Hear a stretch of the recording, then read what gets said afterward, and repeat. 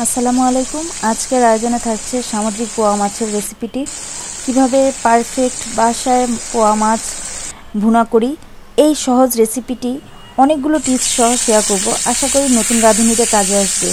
আমি এখানে আগে থেকে হলুদ আর লবণ মাখিয়ে রাখা মাছগুলো 10 মিনিট ম্যারিনেট করে রাখার পরে কিন্তু এখন তেলটা গরম করে তারপরে একটা একটা করে মাছগুলো দিয়ে দিলাম। আর এই মাছগুলো যখন আপনারা মাখিয়ে রাখবেন তখন কিন্তু লবণ হলুদটা ভিতরে ঢুকবে আর খেতেও কিন্তু খুবই মজা লাগবে। অবশ্যই চেষ্টা করবেন 10 মিনিট মাখিয়ে রাখা। আর আরেকটা টিপস হচ্ছে যে আপনারা যখন হলুদ আর লবণটা মেখে নেবেন ঠিক সেই মুহূর্তে কিন্তু একটু সয়াবিন তেল দিয়ে মেখে রাখার চেষ্টা করবেন, তাহলে কিন্তু মাছগুলো ভাজার সময় চামড়া উঠে যাবে না বা এইভাবে লেগেও যাবে না কড়াইয়ের মধ্যে। তো মাছগুলো ভাজা হয়ে গিয়েছে। সেই একই মাছের তেলে আমি আরেকটা হাঁড়িতে এখানে তেলগুলো নিয়ে নিই। আর যখন পেঁয়াজ দিয়েছি, পেঁয়াজটা একটু নেড়ে চেড়ে নরম হয়ে আসার পরে এখানে আদা বাটা দিয়েছি হাফ চা চামচ, রসুন আর জিরা বাটা একসাথে আমি হাফ চা চামচ দিয়ে দিয়েছি। আর এখানে 2টা টমেটো কুচি দিয়েছি, পরিমাণ মতো লবণ দিয়েছি, হাফ চা চামচ হলুদের গুঁড়ো দিয়েছি আর 1 টেবিল চামচ আমি মরিচের গুঁড়ো দিয়েছি। এখন সব কিছু দিয়ে আমি 2 মিনিট ভালোভাবে তেলের মধ্যেই কষিয়ে নেব মশলাগুলোকে।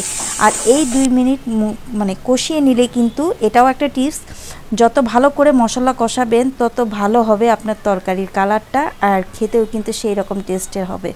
তো 2 মিনিট কষিয়ে নেওয়ার পরে কিন্তু আমি এখানে পরিমাণ মতো ঝোল দিয়ে দিয়েছি, একবারে ঝোল দিয়েছি।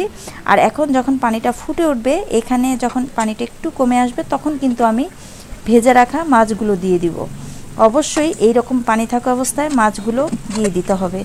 আর মাছগুলো এই পানি থাকা অবস্থায় কেন দিতে হবে, কারণ হচ্ছে যে এখানে যে মশলাগুলো আছে সেগুলো মাছের ভিতরে খুব সুন্দরভাবে ঢুকবে আর খেতেও কিন্তু খুবই মজা লাগবে। এই টিপসটা কিন্তু অবশ্যই ফলো করতে হবে। একদম পানিটা শুকিয়ে যাওয়ার পরে মাছগুলো দিবেন না, তাহলে কিন্তু মাছ শক্ত থেকে যাবে, খেতে ভালো লাগবে না।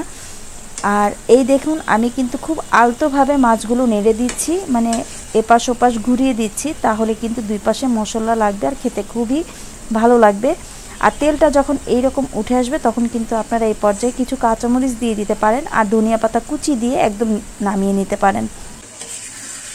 তো এই দেখুন আমার নাড়ানাড়ি দেখে আপনারা বুঝতে পারছেন যে মাছগুলো কিন্তু প্রচুর নরম সামুদ্রিক মাছ আর কাটা কিন্তু খুবই কম থাকে, খেতে কিন্তু খুবই ভালো লাগে। এভাবে আপনারা সেহরিতেও তৈরি করে খেতে পারেন, যেহেতু রোজার সময় খুব বেশি ভালো লাগে না তরকারি খেতে।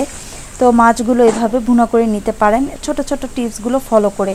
তো হয়ে গিয়েছে রান্নাটা, সব কিছু কাছে থেকে দেখিয়ে দিচ্ছি, তেলটা উপরে ভেসে উঠেছে। আমার এই রেসিপিটি যদি আপনাদের ভালো লেগে থাকে অবশ্যই চ্যানেলটিকে সাবস্ক্রাইব করবেন, পাশে থাকা বেল বাটনটি ক্লিক করে দিবেন আর ফেসবুক থেকে অবশ্যই ফলো করবেন।